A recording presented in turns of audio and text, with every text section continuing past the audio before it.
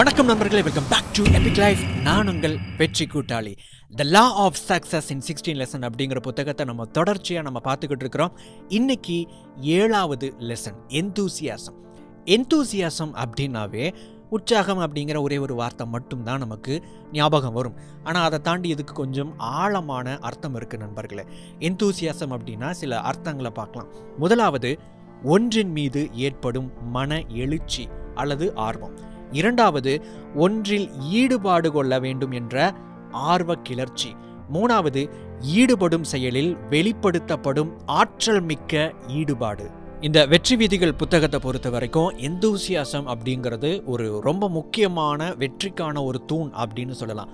இந்த உற்சாகம் அப்படிங்கிறது எப்படி உங்களுடைய வெற்றிக்கு ஒரு வெற்றி கூட்டாளியாக இருக்குது அப்படின்னு பார்க்கலாம். முதலாவது, நீங்கள் உற்சாகமாக இருக்கும்போது உங்களுடைய செயல்பாடுகளில் ஆக்கப்பூர்வமாக நீங்கள் செயல்படுவீங்க. நீங்கள் உற்சாகமாக ஒரு விஷயத்தில் நீங்கள் தொடங்கும் போது, அதை செய்யும்போது உங்களுடைய எண்ணங்கள் என்ன பண்ணும் அப்படின்னா, உங்களுடைய தாட் ப்ராசஸ் கிரியேட்டிவாக செயல்பட ஆரம்பிக்கும். உங்களுக்குள்ளே இருக்கக்கூடிய அந்த கிரியேட்டிவிட்டியை தூண்டி விட ஆரம்பிக்கும். நீங்கள் பேசும்போதோ நீங்கள் செய்யக்கூடிய செயல்களிலோ அந்த கிரியேட்டிவிட்டியை நீங்கள் வெளிப்படுத்துவீங்க. அது மட்டும் இல்லை நண்பர்களே, நீங்கள் உற்சாகமாக செயல்படும் போது உங்களுடைய செயல்பாடுகளை மற்றவங்க ஈஸியாக ஈர்க்க ஆரம்பிப்பாங்க, அல்லது உங்கள் மேலே அவங்களுக்கு ஒரு ஈர்ப்பு இயற்கையாகவே ஏற்படும். நல்ல உற்சாகமாக பேசுகிறாங்க, நல்ல உற்சாகமாக செயல்படுறாங்க அப்படின்னு பார்த்தாவே அவங்க மேலே நமக்கு ஒரு ஆர்வம் ஏற்படுறது இயற்கை தான். இந்த உற்சாகம் உங்களை கிரியேட்டிவாக செயல்பட வைக்கிறதும் இல்லாமல் மற்றவர்களையும் ஈர்த்து நீங்கள் வெற்றி அடைகிறதுக்கான வாய்ப்புகளை அதிகப்படுத்துது. சரி, இந்த உற்சாகத்தை எந்தெந்த விதத்தில் வெளிப்படுத்தலாம் அப்படின்னு கேட்டிங்கன்னா 3 விதமாக வெளிப்படுத்தலாம். முதலாவது, enthusiasm while ஸ்பீக்கிங். அதாவது மற்றவங்களோடு நாம் பேசும்போது, உரையாடும் போது, குறிப்பாக நம்மளுடைய உற்சாகம் அப்படிங்கிற விஷயம் எப்படி செயல்படுதுன்னா, முதலாவது நீங்கள் ஒரு உரையாடலில் உற்சாகமாக இருக்கிறீங்க அப்படின்னா நீங்கள் அதிகமாக கேட்பீங்க. பேசுகிறது மட்டும் இல்லை, நம்ம உற்சாகமாக ஒரு உரையாடலில் கலந்துக்கிறது அப்படின்னா நம்ம என்ன நினைப்போம், அதிக பிரசங்கித்தனமாக நம்ம பேசுறது அப்படின்னு நினைப்போம். ஆனால் நண்பர்களே, ஒரு உரையாடலில் முக்கியமான ஒரு விஷயம் என்ன அப்படின்னா, அதிகமாக கேட்கறது, பேசுறது இல்லை.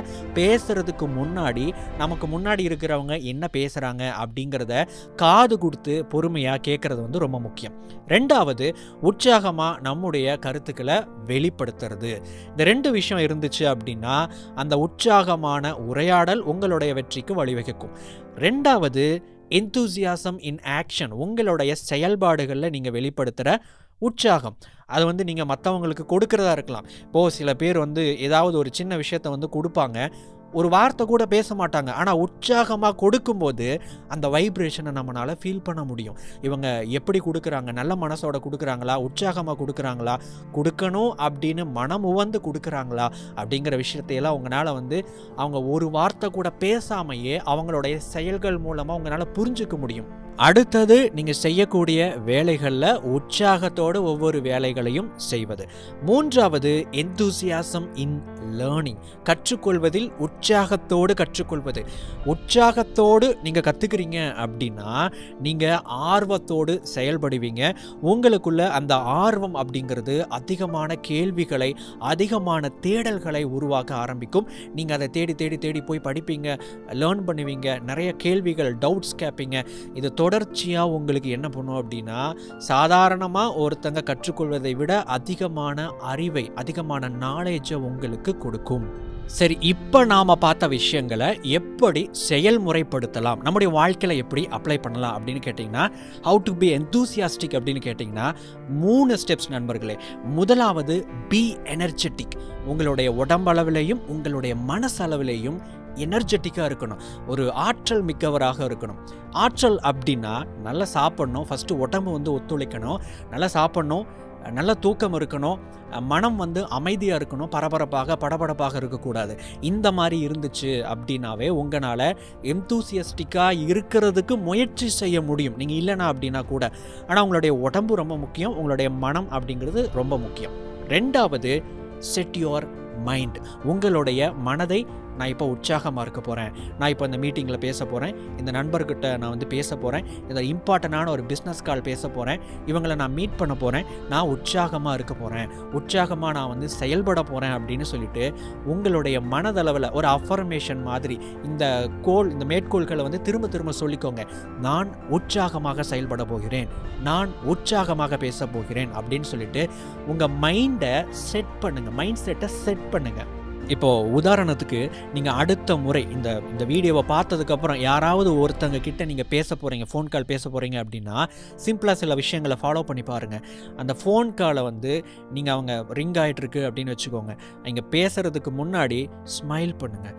நல்ல உங்கள் பாடி லாங்குவேஜை பாசிட்டிவாக வச்சுட்டு ஒரு நல்ல ஒரு அழகான ஸ்மைல் பண்ணுங்கள், ஒரு பாசிட்டிவான ஒரு ஸ்மைல் பண்ணுங்கள். அந்த புன்சிரிப்பை வெளிப்படுத்திட்டு உங்களுடைய வாய்ஸை ரொம்ப ஃபோக்கஸ்டாக வச்சு, உங்களுடைய மைண்டை ஃபோக்கஸ்டாக வச்சு நீங்கள் அவங்க கூட பேச ஆரம்பித்து பாருங்கள்.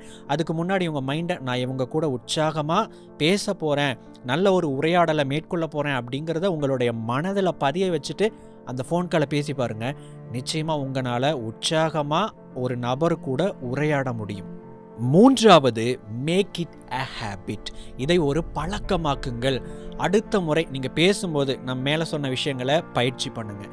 ஒவ்வொரு முறையும் நீங்கள் வந்து ஏதாவது ஒரு விஷயத்தில் பேசுகிறதுக்கு முன்னாடி, ஒரு செயலில் ஈடுபடுறதுக்கு முன்னாடி ஒரு முறை ஆசுவாசப்படுத்தி கொள்ளுங்கள். ஒரு 5 டைம்ஸ் வந்து மூச்சை நல்லா ஆழமாக உள்ளே இழுத்து விட்டுட்டு உங்கள் மைண்டை செட் பண்ணிவிட்டு மனசை அமைதிப்படுத்திட்டு நான் உற்சாகமாக செயல்பட போகிறேன், நான் உற்சாகமாக பேச போகிறேன், நான் உற்சாகமாக உரையாற்றப் போகிறேன் அப்படின்னு சொல்லிட்டு உங்களுடைய மைண்டை செட் பண்ணிவிட்டு ஒவ்வொரு முறையும் ஈடுபட ஆரம்பிங்க. கொஞ்ச நாளுக்கு அப்புறம் இது பழக்கமாகிவிடும். ஆட்டோமேட்டிக்காக நீங்கள் உற்சாகமாக இருக்கக்கூடிய ஒரு நபராக மாறிவிடுவீர்கள்.